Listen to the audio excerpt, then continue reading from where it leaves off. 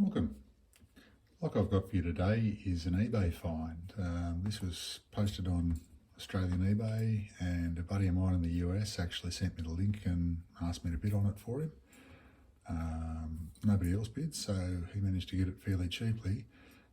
Before I sent it to him, I just asked if he'd mind if I had a pick at it. So I've got no idea about the brand or anything. There's no markings on it to indicate. It's an extremely heavy lock. It's 966 grams or just over 34 ounces without a key. It also came with a plastic shackle guard, which unfortunately was broken. The seller didn't quite wrap it enough and that got smashed, but I don't think that's really significant. Got about a 1/2 inch diameter shackle here and probably close to 14mm up here. Presumably a hardened steel shell. It's like a multi-lock C series in that, the mechanism of the lock sort of contained within this tube, which can't be removed obviously while the shackle's in there. It's obviously a dimple core, but I've had a look and it doesn't look like a pin in pin. So I'm assuming it's something fairly trivial really for a dimple. Let's find out. So I'm going to have to tension clockwise obviously, because that's the way it needs to be opened. Ideally I'd be picking counterclockwise, but I've got a strong preference for picking clockwise, so I'm going to give it a shot, and if I need to, if I'm feeling a lot of counter rotation or dramas, then I'll switch to more refined picking. But there we go, we just set 4, got a little bit of a turn on the core, some binding on 3, not ready yet, there we go. Alright, but that's sprung at that point, that's interesting. It wasn't really sprung until about there, and now I've got spring tension. And we'll let that go.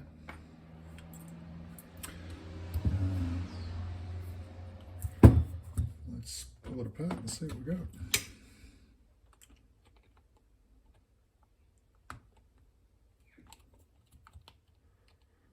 This screw here should now be what's retaining the guts inside the sleeve.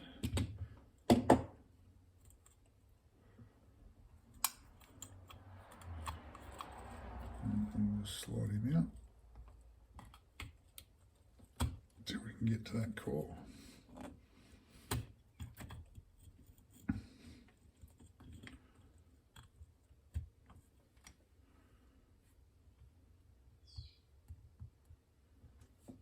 Fingers aren't very nimble for grabbing stuff. There we go. So no C-clip on the core, right? Okay, so what we have is a 5-pin with a 1/6 for core retention there.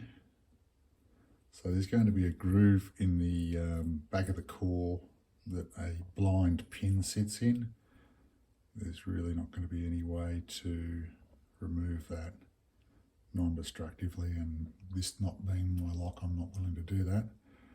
There is a pin across here which is obviously meant to block the back of the keyway and prevent you from doing a bypass. And if we look down here, there are 2 lugs that need to be retracted in opposite directions, so I think a bypass in that way is going to be effective.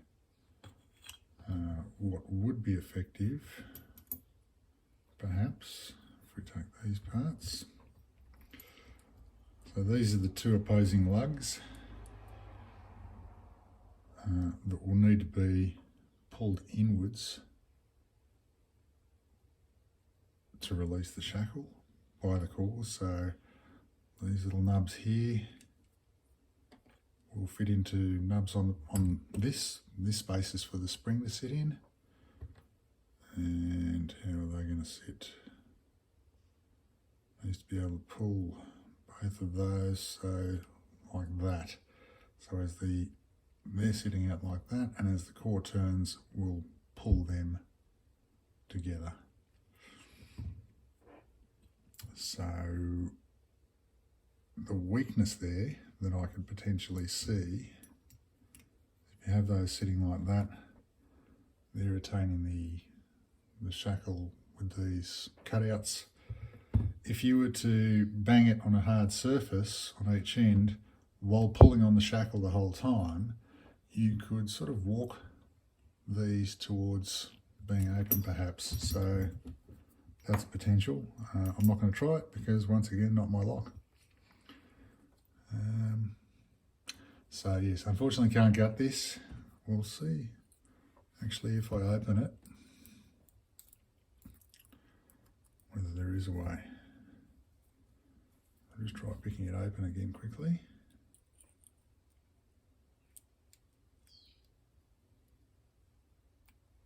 There we go, 4, 5, 3 a bit, 2 a bit, 1 a bit, 2 open. That's as far as it'll turn, okay. And there's definitely no way that's coming out without being a bit rough with it. So we're going to leave it at that.